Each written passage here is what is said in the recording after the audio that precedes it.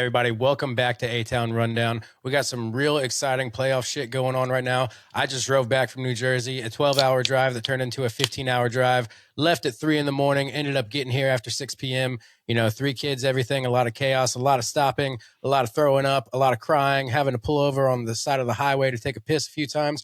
But all things considering, made it here. I'm here just for you guys, just to hang out with my buddy Jeremy. We are the Miller Lite Boys, and we are going to talk about some football. Happy New Year's. We're taking a break from talking about the Hawks because we got some crazy shit going on in the NFL right now.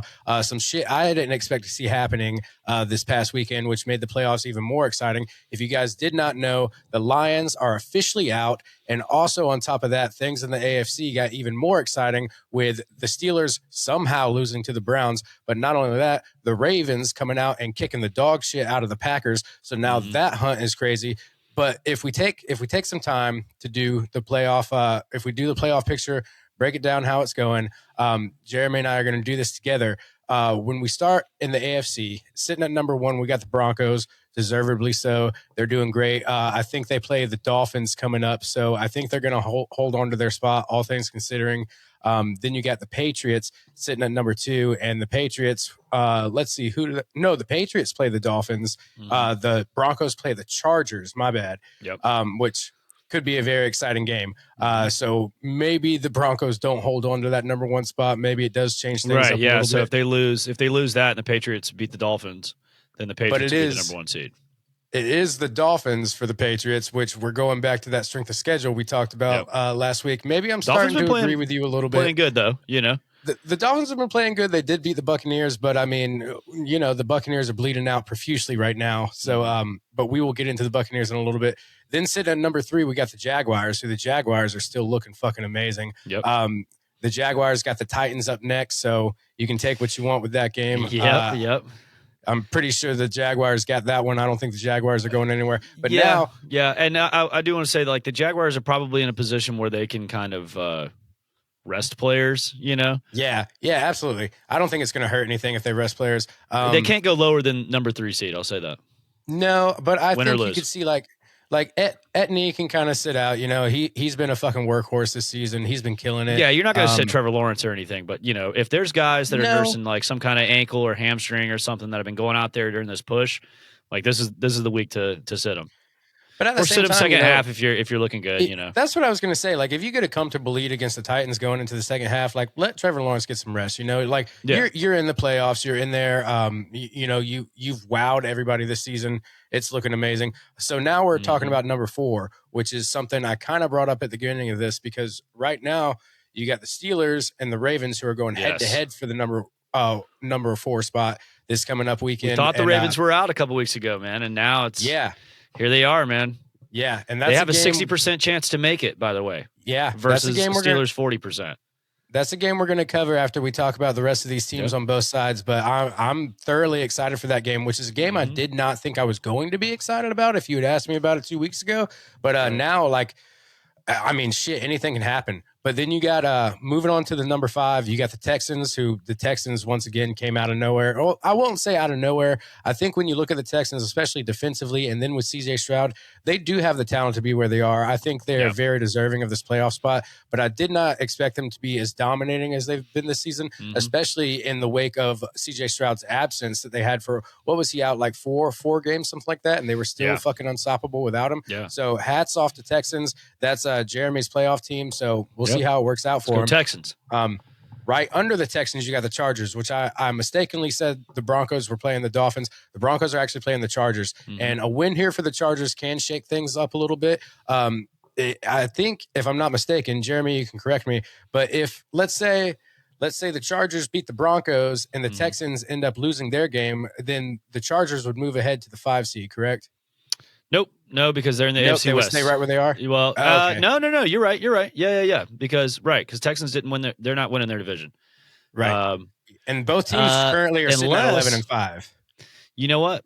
We'll get to that in a second, because I think there may be a scenario where the Texans can still win the division over the Jaguars. So the Jaguars aren't really as safe as I was thinking, because Texans are only one win behind them for the AFC South, and we'll Exactly. have to look at tiebreakers and stuff like that. But well, also, if you look at the AFC right now, there are three teams sitting at 11-5, which are the Texans, the Chargers, and the Bills. And the Bills are sitting at number 7 that's all your right wild now. card teams right now. Yeah. Yes, they are So the all AFC is sitting at going to be 11-5. beastly, man. Yeah. So and then, like I said, in the hunt is the Steelers, technically, with a 40% chance. And in the bubble is the Ravens with a 60% chance. I don't understand how that's not flip-flopped, how the Ravens aren't in the hunt, but I guess it's because of the 8-8 and the 9-7 record. Well, no, it's because the Steelers are actually leading their division right now. That's the only reason. But, they're giving the Ravens a 60% chance because I think Vegas likes the matchup better for the Ravens. But it's in Pittsburgh. But we'll get to that. That's going to be, that one's going to, those are the only two teams we don't know who's going to make it. Everyone else is clinched. Yeah. And also, at least in the AFC. Something you and I saw coming. The Colts are officially eliminated from the playoffs, which we saw coming. Phillip Rivers, he gave it all he had. And they had to play the Jaguars, man. I don't think anyone had any hope for that. It wasn't going to go their way. I think there was a glimpse because I was sitting in New Jersey and I was scrolling fantasy football and watching football on TV. And for a split second, I thought the Colts might be able to do it, but nah, it wasn't going to happen. No, I mean, it still was a decent game. I don't think the Jaguars played their best. I think they kind of played down to their opponent, but yeah, the Colts are out and Phillip Rivers back on the couch. But hey, man, he gave it a shot. No regrets. Yeah, no regrets. Baby. So moving on to the NFC, sitting at number 1 on the NFC is the Seahawks, who are dominating with a 13-3. Actually, if you look at the playoff schedule, there's 3 teams right now that are 13-3, which is astounding in any season of football. Which is the Seahawks, the Broncos, and the Patriots. Which, according to Jeremy, the Patriots had a gimme season, and they should fucking be 16-0 with their schedule. Hey man, they barely beat the Falcons. Let's not forget. Yeah, they did. But they're sitting at 13-3. And also, side note, things just got a little bit harder for the Patriots because I don't know if you know what happened with Stephon Diggs, but Stephon Diggs is facing felony charges for a strangulation charge, and I don't know if he'll be playing the rest of the season. So things just got a little bit tougher for the Patriots. They'll still host a playoff game, but yeah. But we're starting out strong with the Seahawks on top of the NFC because if you look at their next game, which we're going to talk about in a little bit, they're playing the 49ers, which all things considering should be a great game because they just had a fucking shootout with the Bears. Big implications in that game. I was watching the game in New Jersey with my father-in-law, and we were looking at it, and we went outside, we smoked a cigar, we came back in, and we were like, well, it's 21-21 in the first quarter. Like, what the fuck is going on right here? That game was insane. And all things considering, all things deserving, sorry about the loss, Randy, but the Bears are sitting in second place in the NFC right now with an 11-5 record. They're first in the NFC North. Below them, you have the Eagles, who are 11-5, and they're first in the NFC East.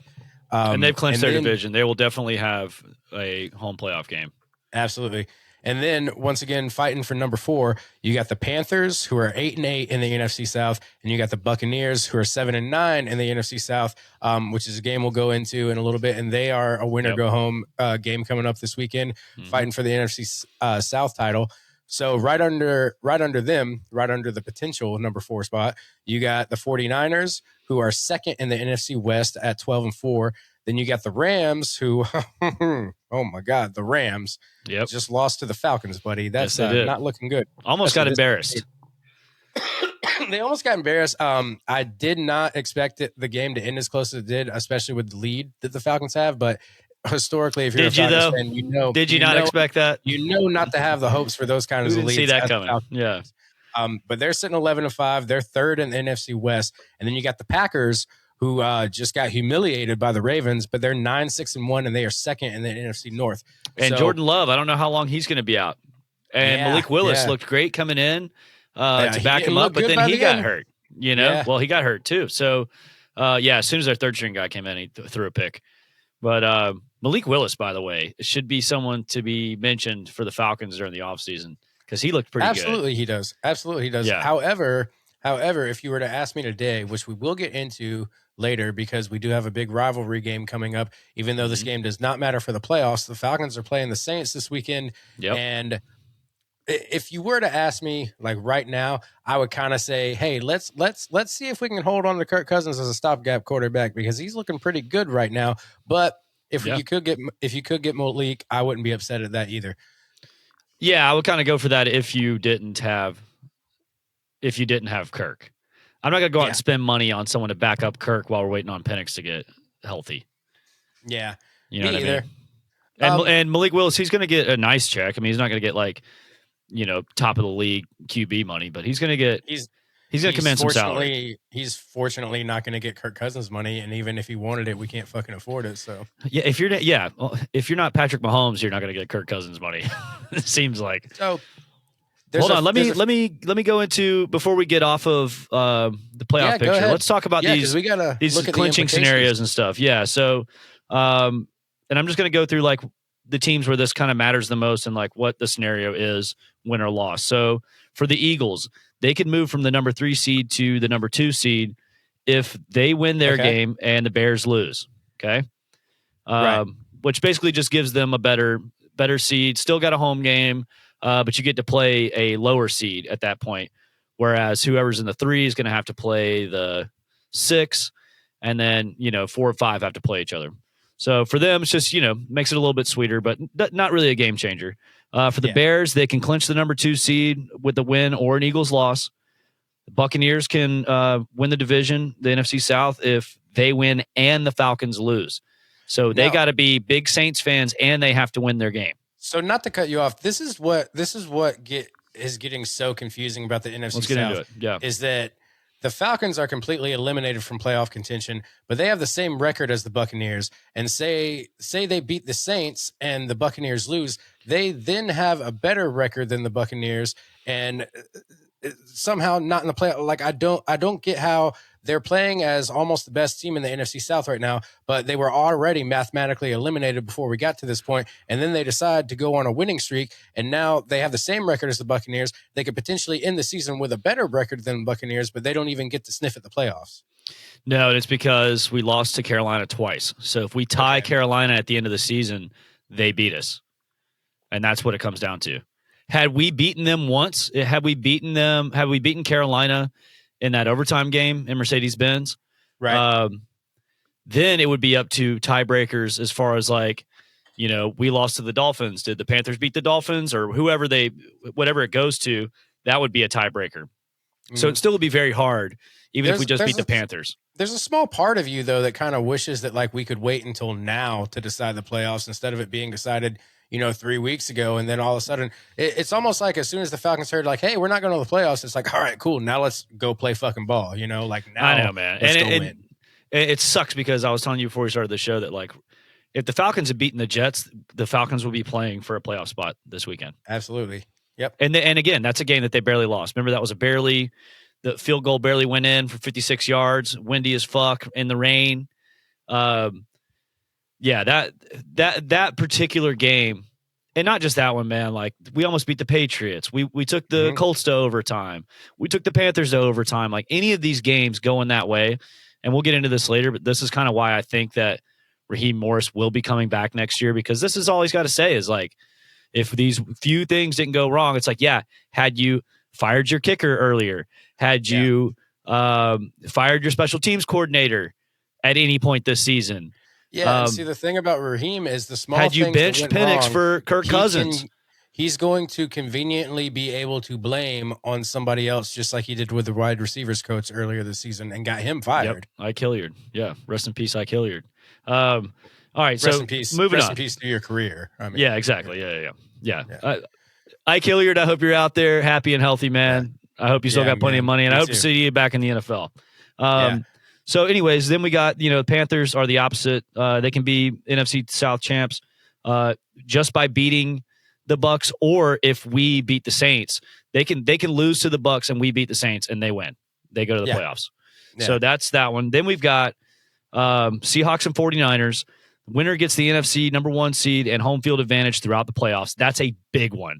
Especially, that's man. The one that I kind of wanted to ask you about, because I didn't quite understand how the Seahawks were sitting at number 1, but then the Niners are sitting at 5, but this controls home field advantage for either team. So let's look at it. So 49ers are 12-4, Seahawks are 13-3. They will have tied records, and the 49ers will hold the tiebreaker over the Seahawks if they win on Sunday. Okay.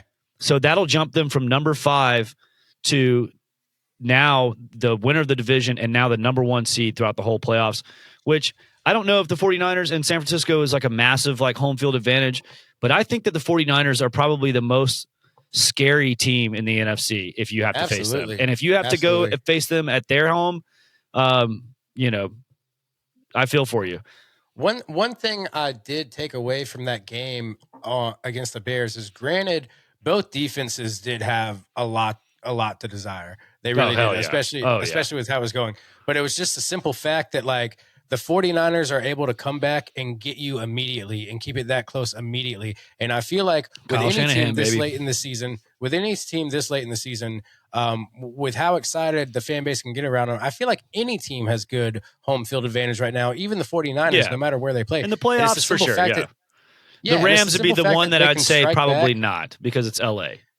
Yeah, and the simple fact that they can strike back that quickly and put points back on the board that quickly and not have to rely on their defense, knowing that their offense can do it themselves. That is a scary matchup to have this late in the season. You know, like, that much confidence on your offense is insane to have at this level of football with the playoff implications. And they also have a lot of injuries on defense, so they're not relying on their defense in their game plan to begin with. They know that their offense can do it, and to have that much confidence moving your offense forward, to be like, okay, go ahead and score. We're going to score again this late into the season, going into the playoffs, playing for the number 1 seed, playing for home field advantage. Like, the 49ers are very scary right now just because of how cocky and arrogant they are, and they're able to back it up, you know? So by all means, do pay attention to the 49ers, because I know I'm repeating myself. Yeah, you could see them in the Super Bowl. Seriously. It really is that simple. It really is, when a team isn't afraid of you scoring on them, because they know as soon as they get the ball, they're going to do the same goddamn thing, and they're going to wear you out, and it's going to turn into a boxing match, and they're not going to go down. That's something to be afraid of this late into the season. Yeah, and this game on Sunday with them and the Seahawks is going to be great. So we got a couple more scenarios to throw out there. So Texans can win the AFC South with a win and a Jaguars loss. So if the Jaguars win and the Texans win, sounds like Jaguars are going to stay in the number 3 spot and win the division. Well, with the Jaguars playing the Texans, playing the Titans, I see it staying that way. And then you got the Texans. Who are the Texans playing? The Texans are playing the Colts. So, I see both teams winning their games. The Colts, who have officially hung it up. Yeah. Yeah. All right. So then with the Jaguars, they got a little bit more, I think. So they can win the AFC South with a win or a Texans loss. Will be AFC's number 1 seed with a win and losses by Broncos and the Patriots. Not that likely, but the Jaguars could potentially be the number 1 seed in the AFC.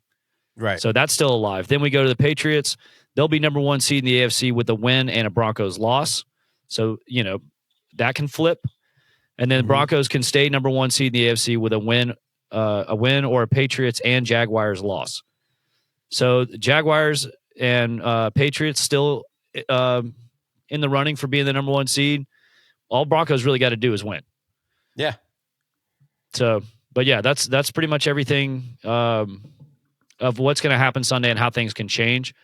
Looks like the Packers are kind of stuck where they're at. The Rams are kind of stuck where they're at. Rams could have jumped up to the number 5 seed and then been able to play the winner of the Buccaneers and Panthers. But since they lost to the Falcons on Monday, they're now 49ers can't go lower than 5.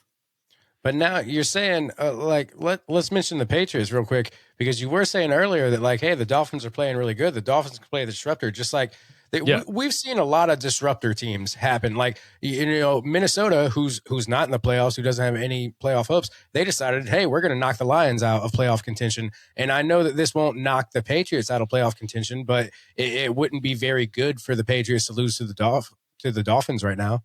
No, definitely not. Yeah, I mean, everybody needs to win. So it's kind of like, I was talking about, you can probably rest players. I'm taking that back now. I don't think really anybody wants to rest players. Maybe the Eagles don't care, Yeah. I would say maybe the Eagles want to be the number 2 seed so they can play the Packers instead of the Rams, but like even it's a home game. Even these first place teams like the Broncos got to play the Chargers. They can't rest anybody. The Seahawks absolutely cannot rest anybody with what they're playing for. Yeah. The Bears, they can't rest anybody. I mean, to your point, I agree with you. I think the only team we will see rest anybody is the Eagles, because I don't think the Eagles really care.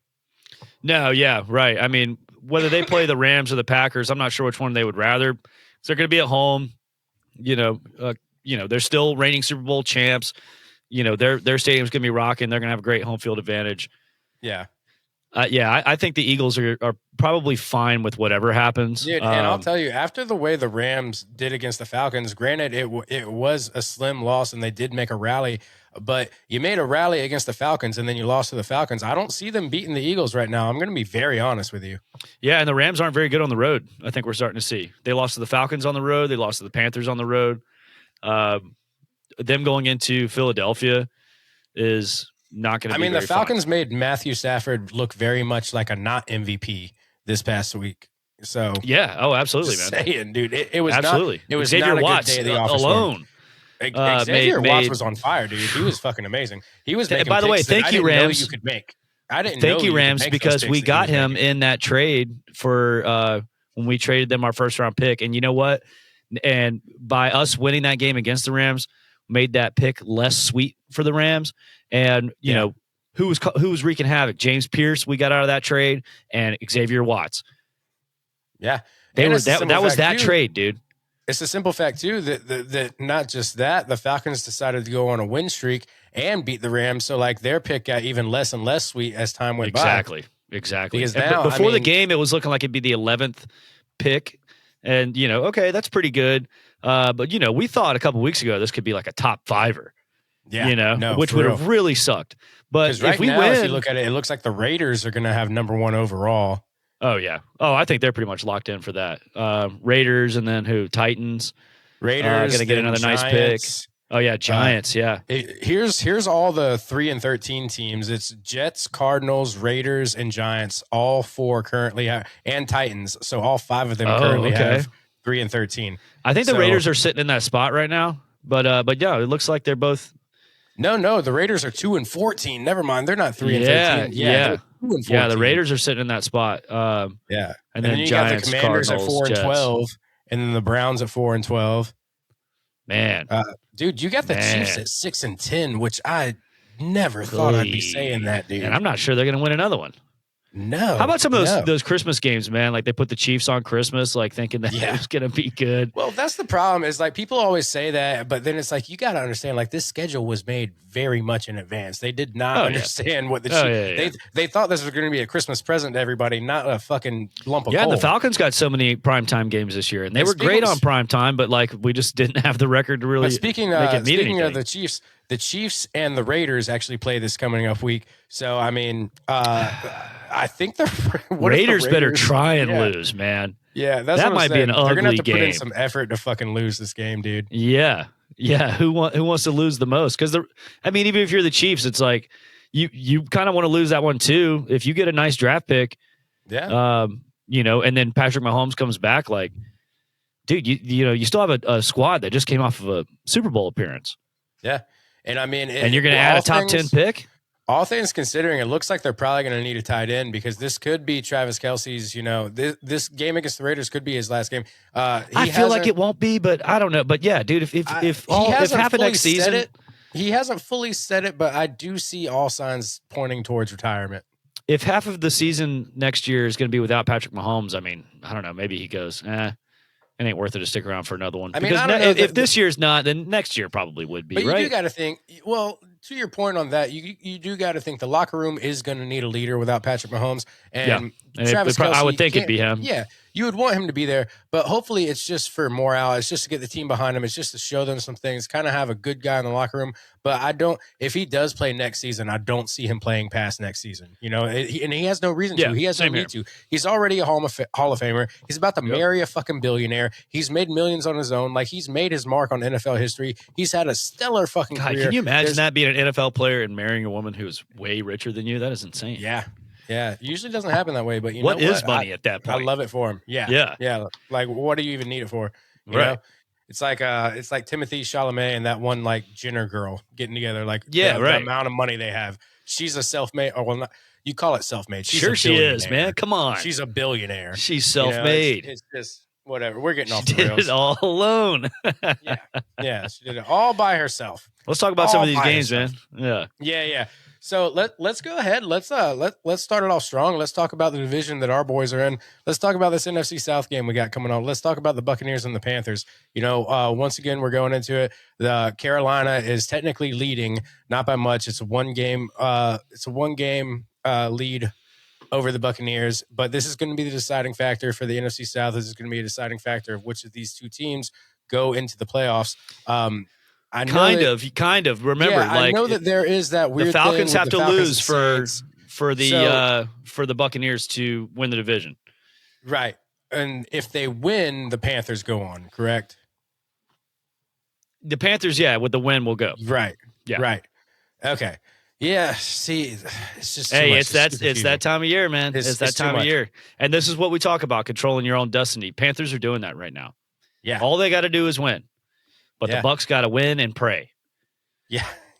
Seriously. And speaking of the Bucs, they did not win last week. They lost to the Dolphins 20-17. Terrible amount of turnovers. Baker Mayfield threw some nice stuff. He did have a touchdown, but he had 3 turnovers. And that's the difference. The offense wasn't bad overall. They did move the ball. But once again, when you're having that many turnovers in a game this late in the season, that kind of matters, especially if you want to go to the playoffs. This is not the look. It's not the look from the Baker Mayfield I was hoping that we would have this year. I swore he was going to be an MVP at the beginning of the season. Everyone was agreeing with me. And then one thing after another, and injuries, he got injured. The whole fucking team got injured. I wonder if he's still injured, really. Yeah, Mike Evans came back from an injury just to get injured again. So I don't really know. I don't know who you count on if you're the Buccaneers right now, because everything is so up in the air. And also, I've been saying this all season long. I may feel a little different now with the Panthers just because they seem to have a lucky horseshoe up their ass. But I don't see either of these teams going further than the first round of the playoffs, whether it's the Panthers or the Buccaneers. No way in hell, dude. Also, because you got the Panthers coming off a loss to the Seahawks, and it's like all these other teams who are great competitors in the NFC. These are the guys you're going to have to play in the playoffs, and they all have a way better record than you. And by all means, it looks like they have a better team than you do. But the Seahawks beat these guys 27-10 last week. So how are you going to go into the playoffs with a team you might have to see in the playoffs just stomped you 27-10? Here's a scenario for you. So it looks like, from what I can tell, and I don't think I'm wrong about this, but okay, whoever loses the Seahawks and 49ers game is who the winner of the NFC South is going to have to play. Yeah. So that is a terrible draw if you're a team that's barely making it into the playoffs and getting lucky. And if you're the Buccaneers, then you limped in and you got lucky at the last second.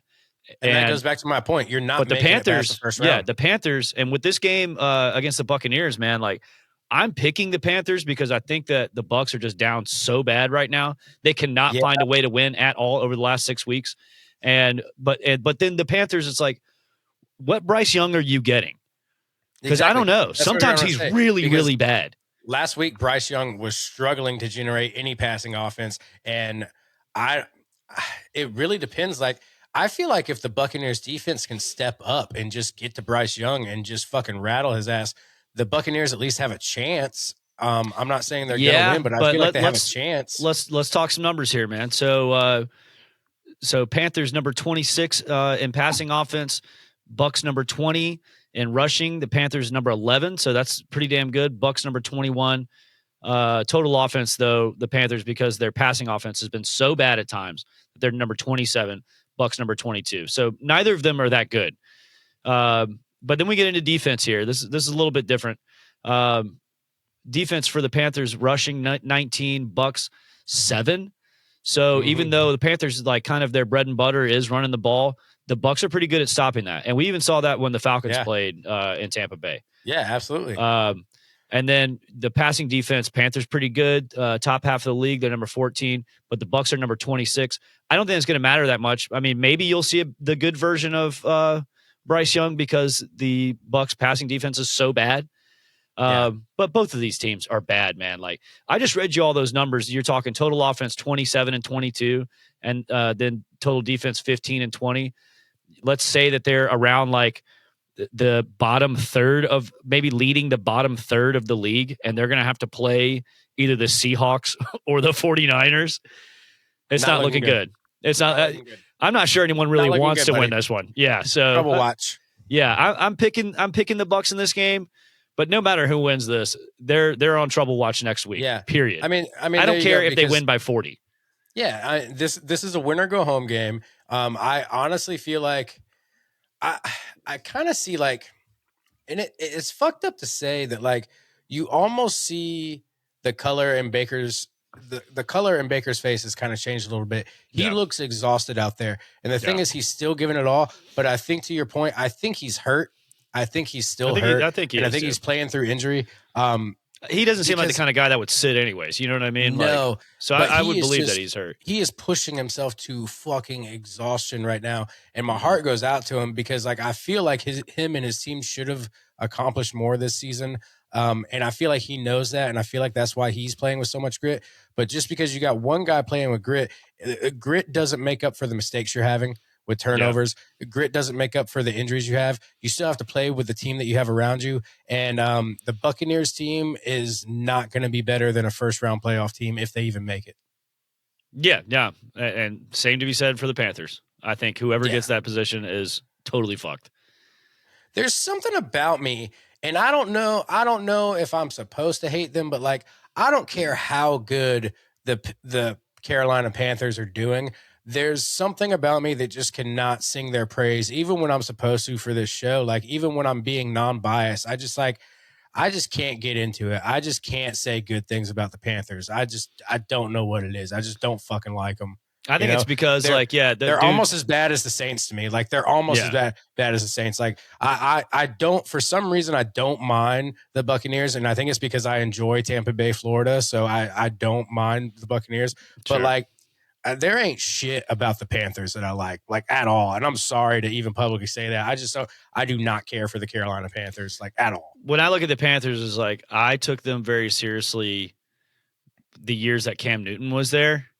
Yeah. Maybe not the first couple, but like, while he was there. Well, I took Cam Newton seriously. It's just something about but before Cam Newton and after Cam Newton, never scared me ever. I know I know they beat us twice this year and they whipped our ass that first game. But, God, that's one I really wish we could have back. For anybody that wants to take that out of context, I'm not saying that I don't respect these NFL players. Like, I could never play at the NFL level. I would never attempt to. And, like, anybody out there, I like them. And there might be players. Like, I don't have anything against Bryce Young or anything like that. Yeah, Chuba Hubbard's an amazing talent. And I'll come out there and say that. But I'm just saying, like, the organization and the uniforms and the state that they play in and everything. I just don't. North Carolina inherently sucks. Dude. And if you're in the South, you know that. North Carolina is not your destination. I know very well that North Carolina sucks because on the drive to New Jersey, you literally have to drive from the bottom of North Carolina all the way to the top, but you have to do it across the state instead of up and down. So you're in North Carolina for 6 hours and there's nothing to fucking look at. The scenery sucks. Everything's dirty. Everything looks gross. It's nothing but trees. There's nothing exciting to look at. And hey, Asheville though is nice. I like Asheville. Asheville's cool. But Charlotte wants to be Atlanta so bad and it's never going to happen. Yeah. And then I had to drive through Durham and Durham sucks. Everything around Raleigh sucks, dude.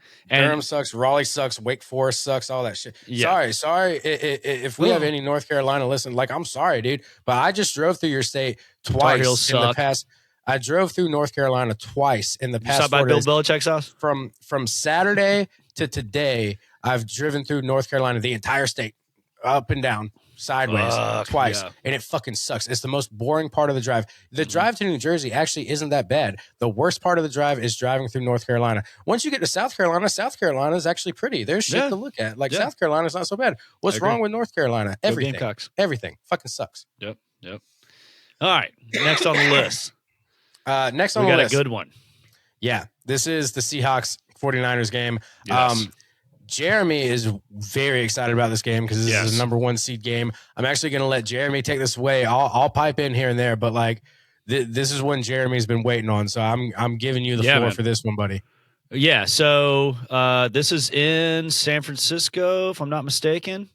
Yes, it is. Okay. So Seahawks on the road, 2 powerhouse offenses. I think what we saw with the 49ers playing the Bears is, like you were kind of saying earlier, is like, it doesn't matter how many points you put up. They can outscore you.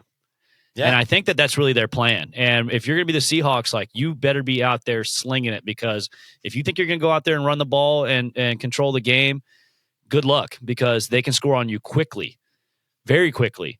So, yeah, let's talk some numbers here.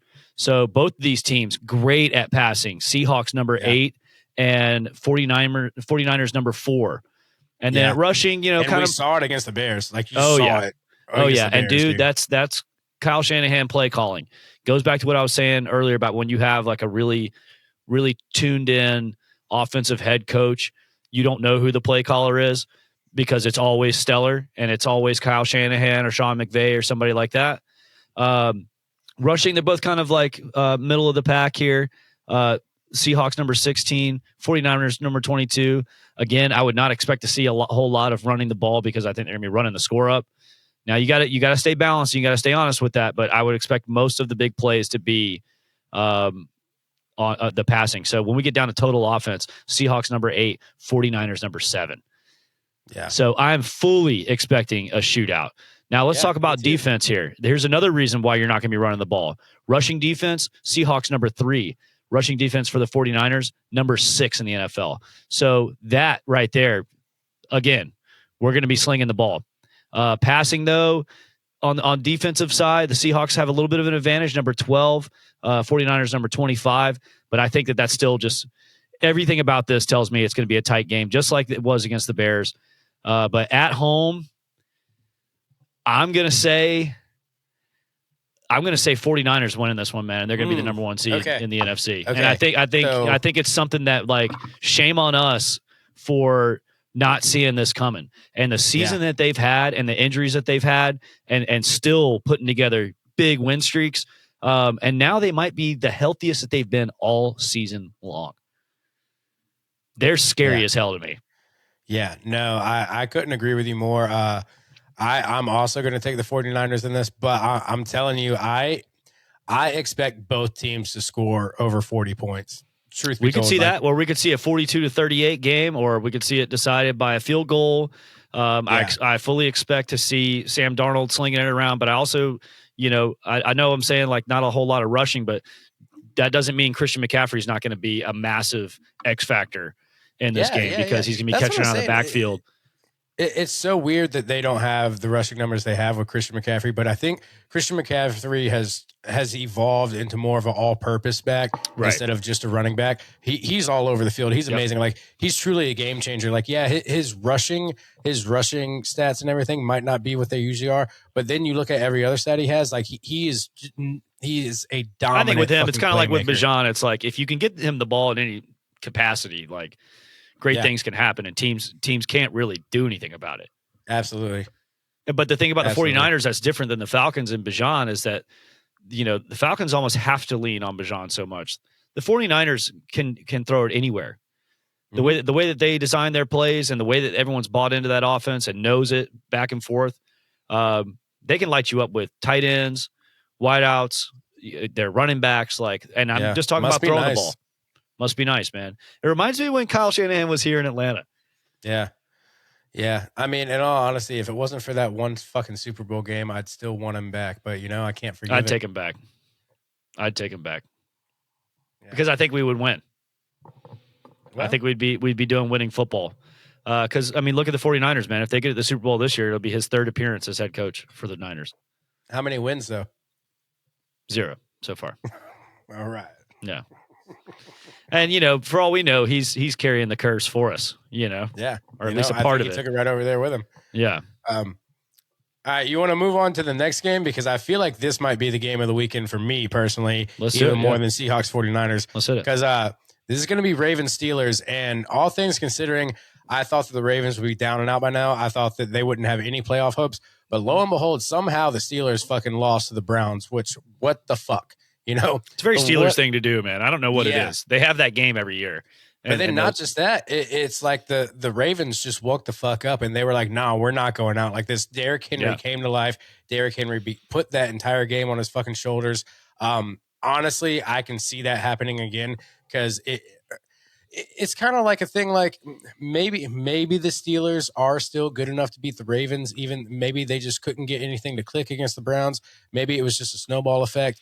Because I didn't watch the game. All I can see is like the stat line. And by all means, it's not. It's not a game that looks like they went out there and played lousy. It just looks like they got outplayed by the Browns, which is kind of really difficult to say. Yeah, and Shador didn't have a great game. He looked pretty mediocre, but so did Aaron Rodgers. Aaron Rodgers is kind of at that point where it's like, I shouldn't even say this, not to put him in the category with like Bryce Young, but it's like, I'm not sure what I'm getting out of Aaron Rodgers at this point in his career. At this point, I wouldn't say it's as detrimental as Bryce Young, but yeah, at this point, it's like, what are you going to get with him? Yeah, but let's look at who they would be playing. All right, so if they got the number 4, whoever wins this game will get the number 4 seed in the AFC, and we'll have to play either the Texans, the Chargers, or the Bills, but at home. So I think that's a little bit more favorable than what the winner of the NFC South is going to have to do as far as like playing the Niners or the Seahawks. But I don't know, man. Like, it's still not going to be good. Like, the Ravens the Ravens will be limping in. The Steelers kind of bumbling in. Like, I don't feel like they belong there. Yeah. And it's just like there's a lot of irony. Ravens feel like they have more talent. Yeah, you know what I mean. And the irony is like the Ravens season hinges on beating the Steelers, who they just lost to a couple weeks ago. It's kind of a hard thing. And then in Pittsburgh, by the way, this game's going to be in Pittsburgh. The Ravens won, and then suddenly it's not just division bragging rights. It's like playoff football. It's like whoever wins this. When really it should be the Steelers just celebrating that they just made it to the playoffs. You know what I mean? Yeah. So I don't know, man. It's going to be crazy. I feel like personally in my bones, I feel like the Baltimore is going to shake this up, and I do see Baltimore taking this. But at the same time, it wouldn't be surprising if Aaron Rodgers is just like, nah, not today. So yeah, I mean, it really go either way for me. So get this, like, neither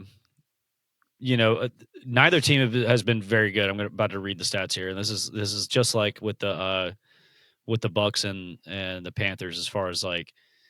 Think about like these rankings as far as in the NFL, like and actually being in the playoffs, which I don't think is going to go well for either of them. But so on offense, Ravens 28th in passing, Steelers 22nd in rushing. The Ravens number 1. Yeah. I mean, I feel like we haven't talked about Derrick Henry enough like this season because the Ravens have kind of just been so on and off. Derrick Henry's bad games have stuck out more than his good games. That makes any sense. Yeah, totally. Yeah, because all season long, he hasn't had a lot of bad games, but it's just that old cliche, like, oh, he's not the same Derrick Henry. Oh, he's getting old. He's not that same guy. And I've even said it because I've seen some games where I'm just like, this isn't the Derrick Henry I'm used to. But then you have to take that out of the equation. You have to actually look at the numbers, and you're like, oh shit, no, this is still Derrick Henry. It's just that like they're not winning every game like Derrick Henry's used to, but this is still Derrick Henry. Yeah, definitely, man. And I did say that like the Ravens have the 28th ranked passing offense, but again, this is Lamar missing a lot of games, Lamar being injured, not playing like himself. If he's feeling better on Sunday, and if they go in there and they say, "Hey, playoffs start today for us," I don't know, man. Maybe I think the Ravens would have the best chance out of all 4 of the teams that are fighting to get in on Sunday.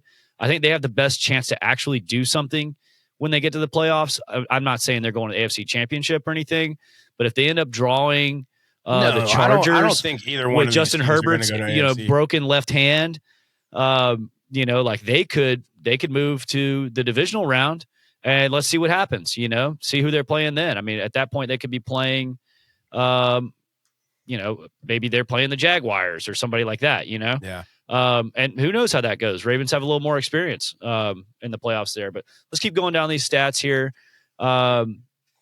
Defense, both have good rushing defense. You got Ravens number 11, Steelers number 12. Passing defense, this is hilarious. Both of them tied for 29th in the league. Oh, wow. So when you're talking, and dude, think about that. The Ravens and the Steelers. And if you grew up in the last 50 years, that sounds insane. That total defense, Ravens number 25, Steelers number 27. That feels weird to me. They're like, both those franchises, top 5. Exactly. Like I like both of those teams. I think the Ravens, Ray Lewis and Terrell Suggs and Ed Reed, and then, you got to think about like the Troy Polamalu's and James Harrison's for the Steelers. Or you want to go back further than that, like Mel Blount, like they've just had so many great defenses. And then this year, both teams just have awful defense. So with this game, man, I'm going to give it to, I'm going to go with the Ravens just because, like I said, the mentality, they've been there before. Playoffs start now. Aaron Rodgers, I'm not completely counting him out, but I just don't know who I'm getting. And Lamar just looks like he's finding it. Finding it honesty, again, and it might be at the right time. With a loss against the Browns, I don't think anybody knows what Steelers team they're getting. No, definitely not. And the Ravens, I feel like, I can look at some of the losses that they've had as like injury issues. Are some of those things getting cleaned up? Is Lamar feeling better? Is he going to start playing like we know how he can play? I kind of feel like that's the case. But yeah, that's gonna be a really good one on Sunday. Oh yeah, I agree with you. Also, if we look around the NFL, we also got the Cardinals and the Rams, which it should be easy to say that the Cardinals are going to lose to the Rams, but also it should have been easy to say that the Rams were going to beat the Falcons. However, I think we both know, like looking how the Cardinals have been, I don't see the Rams losing this one, but boy, would that be fucking hilarious if they did. Oh yeah. Fuck yeah, it would be. I would love that. You also got the Bills going against the Jets. Go ahead. Wait, what were you going to say? What were you going to say? I was just going to say about the Rams, man. Like last night, there was a play where they threw a touchdown to Puka Nacua, but it got called back for pass interference, offensive pass interference, where he pushed the guy off. But he gets up and he does his dance, and like every time you'd see him, like as they're going down, 7-0, 14-0, 21-0, it's like you look at his face pouting. I'm like, hey man, at least you got to do your little dance. Yeah.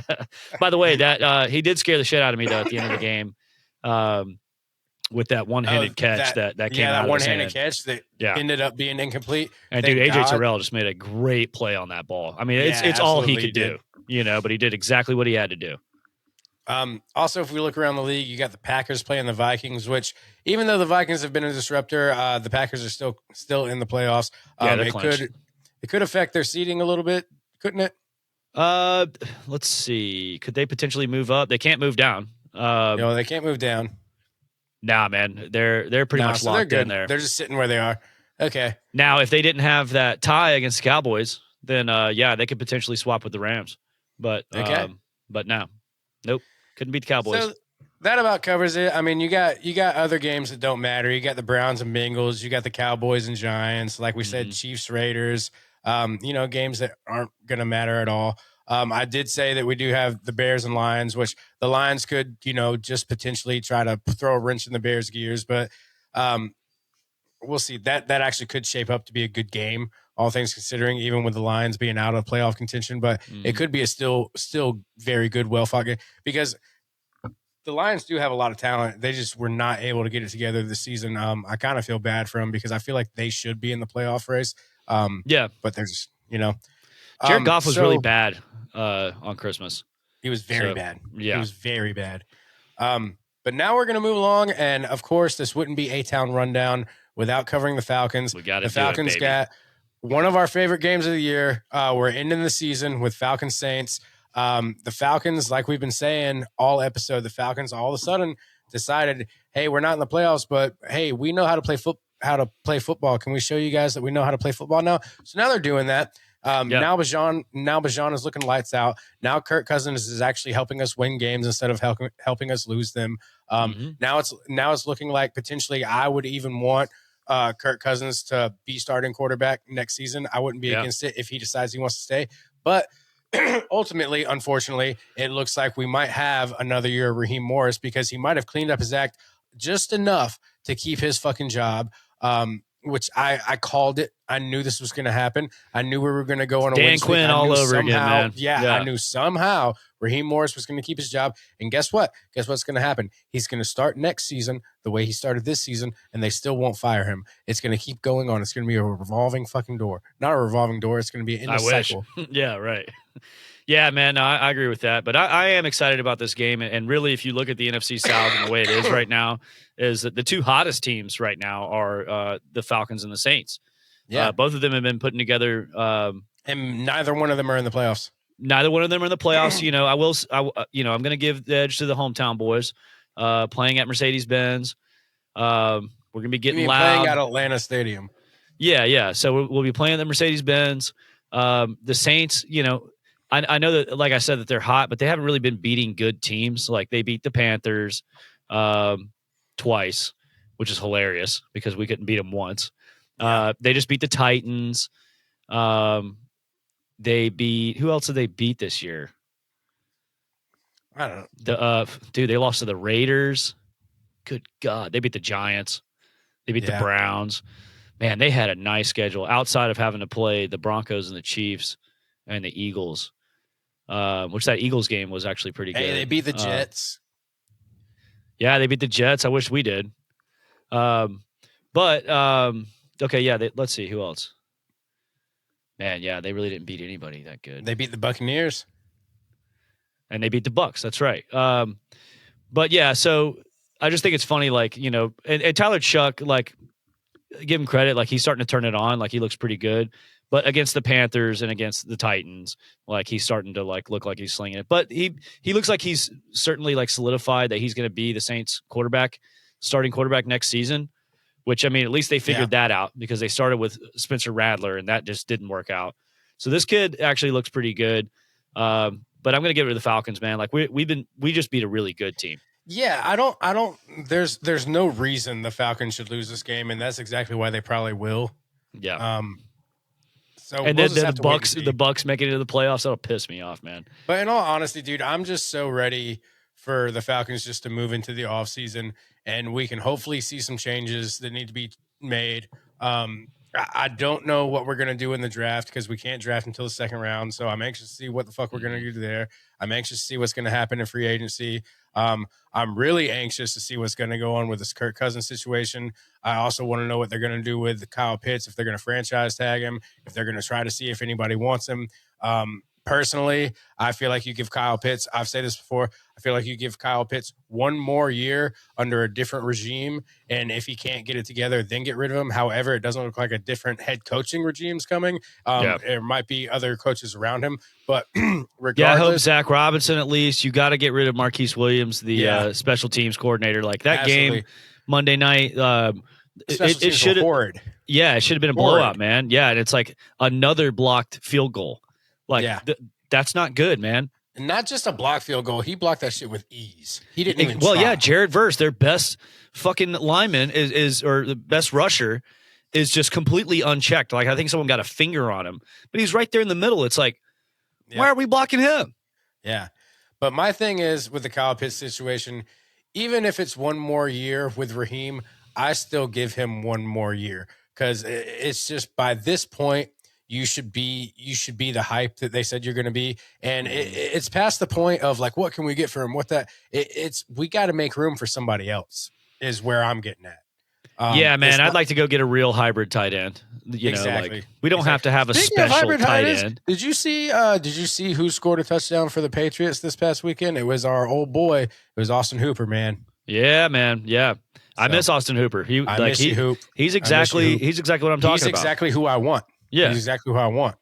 Someone who can be out there. He went to a Super Bowl with us. He was Tony Gonzalez's backup then, right? Or no, Tony Gonzalez was gone. Tony Gonzalez was gone. He was starting for us. Exactly. But we got him pretty high. I think he was a first rounder. Maybe first or high second, but I know we got him. We got him pretty high, and he lived up to the hype. Like Austin Hooper is a tight end who plays tight end, and that's all I want, man. Because Austin Hooper wasn't loud. he just did his job. He's loud when he was doing the right things. He wasn't loud when he wasn't. The thing about Kyle Pitts is he's loud when he's doing the right things, but he's even louder when he's not doing what he's supposed to do. And more often than not, he's not playing his position properly. And I will say he has had some lousy coaching along the way. We haven't given him all the tools necessary to live up to his potential. But at this point, it's like, if you're as good as they say you are, we should have seen it by now. And it's getting close. Time's ticking. It's time to move on. And I'm not worried about what we can get for him. I just want to see him replaced. I just want to see us move on from him. You know what I mean? Yeah, we'll see, man. So apparently, I don't know if this was said last week or if this happened since the last episode, but Arthur Blank hired a consulting analytics firm to come in and look at the whole team, top to bottom, coaching and everything, players, coaching, and kind of give him a report of what they see, which to me says okay, that's good. That's a good sign. Now, whether Arthur listens to them or not, I don't know. Here's another thing, man. It's everyone's been talking the last 10 years about Rich McKay, who, was the president of the Falcons for so long. And now apparently over the last couple of years, he's stepped away from football and he has nothing to do with football operations. They showed him in the fucking box, in the press box with Arthur Blank and Terry Fontenot on Monday. And I'm if he's not involved in football shit, why is he in the room? Why is he there? I understand he could be there watching the game, but next to the owner and the general manager, but he has nothing to do with it. I swear. I know. No, he's definitely in there. Yeah. I know that he is influencing Arthur Blank. Absolutely. Because Arthur Blank's not a football guy. He's a businessman who likes football, but he's not a football analytics guy. So he trusts these people around him. Well, he's not doing great football business here lately. No, because I think he's listening to the wrong people. Yeah. So him bringing in this analytics team, I hope that means that we're gonna see some changes happen. Did you hear the rumor that Matt Ryan has at least been offered or is talking about taking a big front office job? That's what I wanted to talk to you about, to see if any of this was true, because I haven't seen Apparently any reports true. Come from Matt Ryan's camp though. Yeah, well, I don't think it would be appropriate for that, because that to me says that someone's getting fired. If Matt Ryan's ready to take a job. Absolutely. But where would you have Matt Ryan? Shit, man. General manager. GM? that would be amazing. That would be absolutely amazing. Yeah. I don't know what they're going to do with him, man. He could just be a general manager, consultant, Kyle Korver's a consultant with a general manager at the Hogs.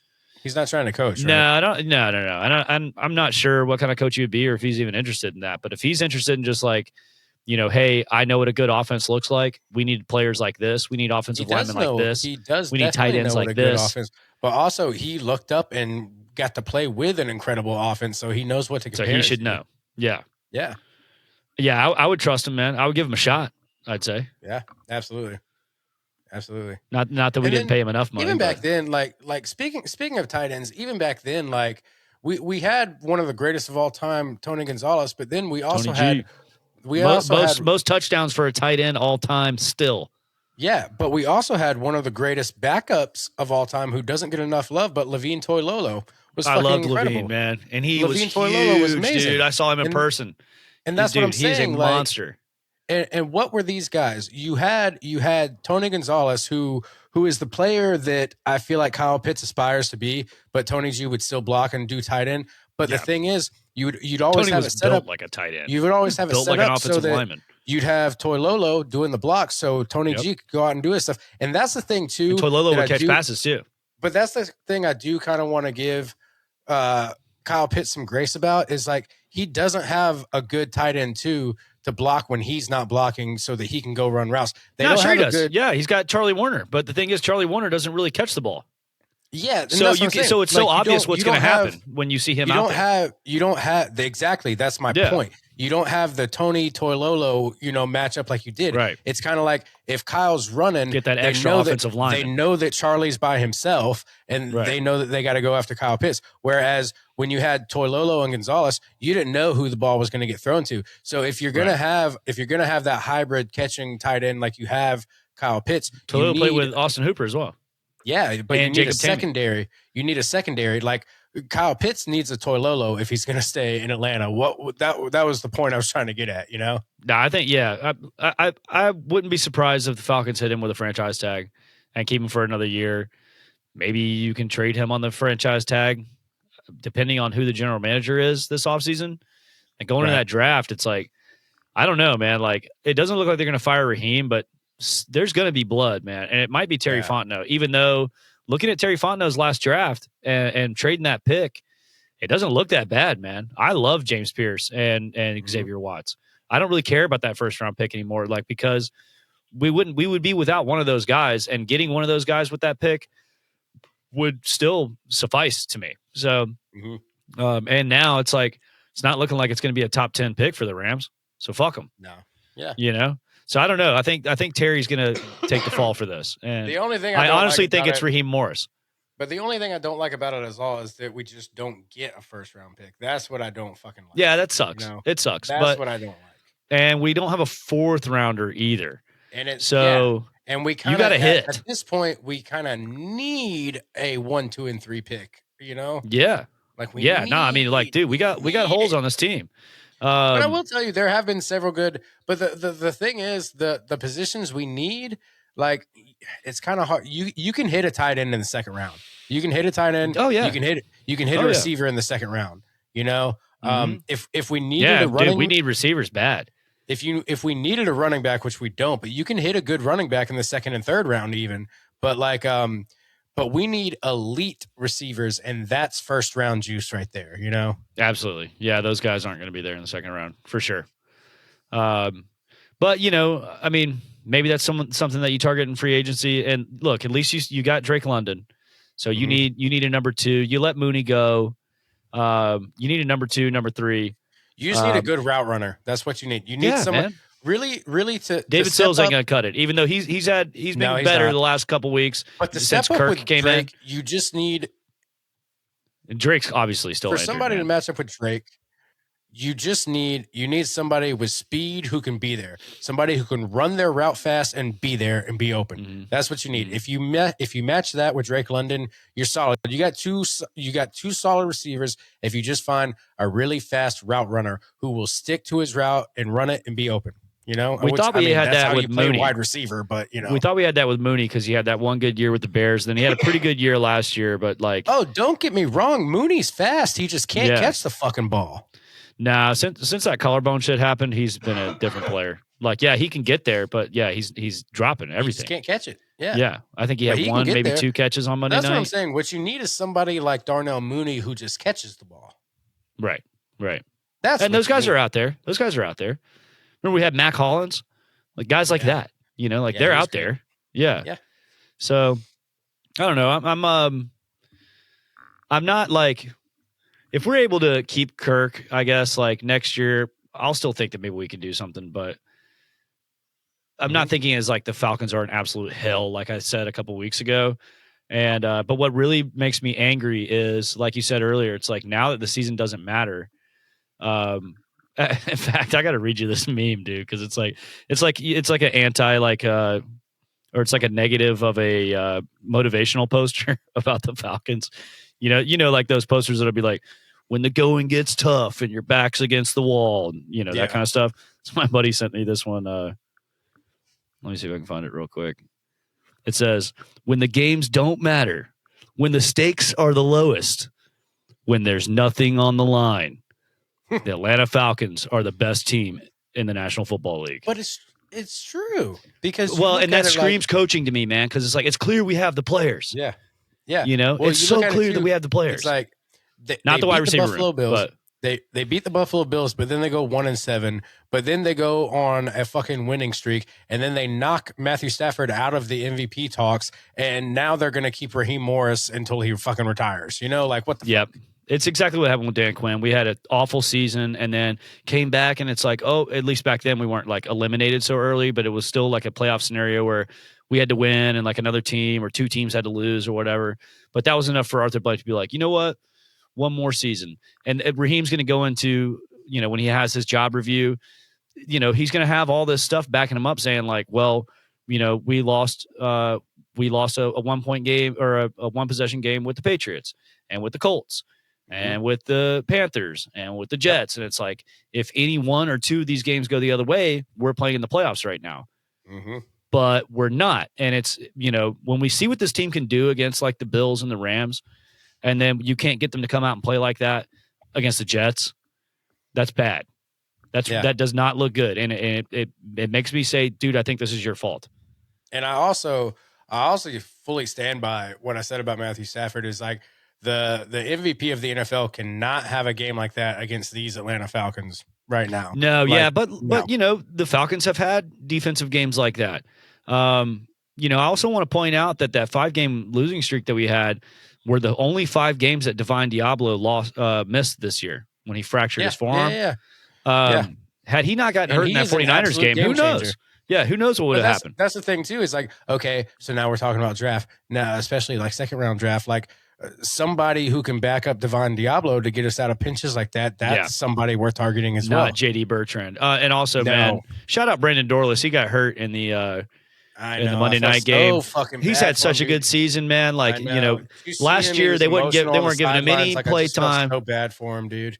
Yeah, dude. Yeah, and it looked ugly, and I haven't even looked to see like what it was, but because you were at the game, right? I was not, man. I ended up doing the yearly. You didn't go? No, because I forgot like the yearly thing that we do, like unless it's like playoff implications. Usually the week of Christmas, you can donate your tickets to veterans that are in town. Oh, okay, yeah, that are stationed overseas. Like, so if they're in town with their family, you can donate their tickets. So we did that. Which I feel good about, but like I was sitting at home, like that 93-yarder from Bijan Robinson, that 93-yard rushing touchdown. I was like, "Fuck! I wish I was there." But well, dude, but I don't. I don't regret it. The guy who was there, that's stationed overseas right now, appreciates that more than you ever would. That's right. So I'm happy that we did that, but I will be at Falcons Saints. So I can't miss that one. I can never miss that one. So. I know, man. I know. I wish I could go. I'm already scheduled, though. I know you asked me if I wanted to go, but our schedule's been because I had to take time off to go to fucking Jersey, so I can't. I gotta fucking go to work now. I don't have an off day until next Wednesday. Yeah. Damn. Yeah, dog. Yeah. Jersey was fun though. We didn't go to New York City though because when we got to Jersey, we were looking Christmas at time. Would be perfect. Yeah, we were looking at the forecast, and it was supposed to. So as soon as we got into New Jersey, there was snow everywhere. There was snow fucking everywhere, and it had snowed 3 days before. Kids love that. Yeah, but it had snowed 3 days before, and there were still like inches of snow everywhere. Like none of the snow had melted. And then we looked at the forecast, and it was supposed to snow in New York City on Sunday, and it was supposed to be like 4 to 6 inches. And we were like, "Fuck that! We're not going in that." Like, I'm sorry, you're not equipped to drive in that kind of stuff, man. Yeah, I'm just. You're a Southern boy. I'm not. I have all-wheel drive, but I'm not dealing with New York City and 4 inches of snow. And it's like, it's going to be too cold. You're just not going to enjoy it. It's not going to be a good time. Right. So we just went to the Asbury Boardwalk anyways. And then it ended up not snowing in New York City. So, of course, it made us feel worse. But we can always go back. We can always go back. You'll be back. Yeah. But anyways, so, yeah, that's this that's the last week of football, the last week of regular season football. We just went over, guys. These playoffs are looking like a lot of fun. I'm still going to stick with my Bills. I do expect them to be eliminated quite early in the playoffs, but anything same thing with the Texans, man. But I'm going dark horse here. Yeah, well, we'll see. Hey, pick a team from the NFC though. Pick a team from the NFC. You want me to pick an NFC team? Yeah. I already did. It's the Bears. All right, yeah. Yeah, I'll probably be rooting for the Bears. Because I'm telling you, even though I picked the Bills as my playoff team, I do still see a very strong possibility, a very out of left field possibility, a very like, oh my God, nobody saw this happening possibility of Jaguars Bears in the Super Bowl. I see it happening. That would be cool. That would be a lot of fun, man. That would be a Super Bowl that I'd be excited and intrigued about. But if it's I don't know. The AFC, like everybody seems pretty interesting. Yeah. But if it's like Patriots and 49ers or Patriots and Eagles, I'm not going to be that excited about that. Well, the thing is, to your point, with how easy the Patriots have had it, I mean, what's going to happen when the Patriots have to play the Broncos, when they have to play the Jaguars, when they have to play the Texans, I don't think the Patriots are going to go to the Super Bowl this year. I don't either. I don't either. I think Drake May might win the MVP this year. Yeah. But I mean, okay, very possible. In the AFC, if the Jaguars don't make it, I see the Broncos clearly making it if the Jaguars don't. But my dark horse in the AFC is the Chargers. That would be insane to me if the Chargers made it to the Super Bowl. Yeah, I was going to even ask you, I'm like, do you think there's any hope for the Chargers? But let's see, man. I actually do. As it stands, they would be playing the Jags first. Yeah, and did they just play? Even though we didn't go over this game, the Chargers Broncos game, I think the Chargers can actually beat the Broncos. Maybe, man. I mean, Justin Herbert out there toughing it out. Yeah, he's got multiple broken fingers. With the way he's playing right now, I will like thoroughly say, like, don't be surprised if the Chargers win that game. That's all I'm going to say. Like, okay. But granted, it is in Colorado. It is in Denver. So we'll see. Yep. But that's my dark horse AFC team. So okay. I think in the AFC, it's going to be one of those three teams. It's going to either be Broncos, Jaguars, or Chargers in the Super Bowl. And for NFC, it's either going to be Bears, Seahawks, or Niners. Yeah, I agree with you on the NFC for sure. I don't think the Eagles are going to the Super Bowl this year. I just don't. I don't either. I don't think that offense is good enough. I don't think like when they have to play this, when they have to play the Seahawks or when they have to play the Bears or when they got to play the Niners, like it's not going to go their way. It's just not. Right. No, I'm with you. I think the Niners would light them up. Now out of the NFC, I think the Eagles can beat the Rams easily, and I think the Eagles can beat the Packers, and the Eagles would absolutely destroy the Panthers or the Buccaneers. Oh yeah. No doubt about it. Especially any other team at home in the NFC, I don't see them beating the Seahawks. Don't see them beating the Bears. Don't see them beating the 49ers. No, me either. No, I think I agree with you on that. But dude, it's going to be a fun playoff, and next week shit's getting real. We're going to be talking playoff games, baby. Yeah, absolutely. Can't wait. Other than that, I'm tired. I just man. And I still got to work in the morning, and I'm doing this out of labor of love because I love you guys. You can find us on YouTube. That's the best way to find us is YouTube at ATOWN Rundown. You can listen to Jeremy's band Sunmancer on every streaming platform that exists, even on fucking iTunes. Find us on MySpace. Yeah, that one too. But other than that, I hope you guys had a happy holiday. Hope you guys have a happy new year. My son's birthday, of all things, is tomorrow. So the fun train just never stops with me. So many moving parts, but I'm not complaining. He was almost a New Year's baby. Moment. Almost New Year's Eve. So we still got to put him on our taxes. So it was great. There you go. Awesome. There you go. But you guys be safe. Have a good New Year. Stick to your resolutions if you make them. Just, every year, just try to be a better version of yourself. I personally don't believe in resolutions. I believe no, but Joey will see you at the gym, and he'll be annoyed that you're all at the gym on New Year's Day.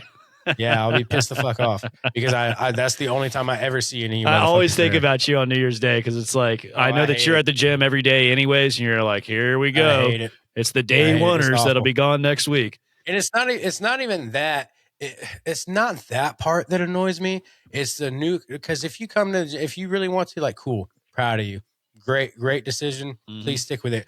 What annoys me and what you should not do is when it's your first, second, third, or fourth day, you come up to a guy who's minding his own business, fucking just in his zone, listening to his. If I have my headphones in, don't fucking talk to me. That's the universal sign of I want to be left alone. That's right. But you come up and you're like, hey, man, what should I do if I'm trying to get bigger or if I'm trying to just gain strength or if I'm trying to cut or bulk? And I'm like, you've been working out for 3 fucking seconds. Just fucking try to get in shape first. Just learn proper form first. Learn how to work out before you ask me how to get big. Maybe or how Google to get stronger, it first before you start approaching people at the gym. Like, I am not a personal trainer. I know I look like one, But I am not a personal trainer. I have never taken any personal training class. Everything I've fucking learned about working out, I Googled. Like, you have the knowledge in your hand. Don't come up to me and ask me like, hey man, how do I get bigger? I don't know. Just fucking go. You see that weight over there? Go fucking lift it. Just go pick it up. Lift heavy shit. That's those donuts you ate this morning. Don't fucking do that again. Don't eat those. Like, stop doing that. Yep. You know? There you go. Like, I love getting stoned and eating Fruity Pebbles as much as anyone else, but if you get stoned and eat Fruity Pebbles all the time, you're going to look like it. So stop doing that. There you go. Like, that's the only advice I can tell you, you know? Like, that's it. That's it, man. That's it. Other than that, you guys take care of yourself. We'll see you guys next week. We will have see you next year, baby. We will have next year. We will have clear playoff pictures next week. We will tell you what's going on. And hopefully soon we can talk about some Braves. We can talk about some more Hawks. We didn't talk about the Hawks at all today. So not because they lost 7 in a row. And you know what? We'll wait till something happens. Although they're still like 4 games out of 4th in the East. So yeah, Hawks, you know, we're not doomed, but bad stretch right now. Quinn Snyder's got to figure it out. Trae Young hurt again. Jalen Johnson hurt again. But I think they're going to be fine. And hopefully I can finally get rid of this cough I've had ever since we started this podcast. But I got toddlers, so they're sick, I'm sick, and they never stop being sick. So get rid of the toddlers. Fucking sucks. Yeah, I guess so, dude. I hear they go for a pretty penny. So there you go. You know, if you got money, you got bucks, hit me up. That's right.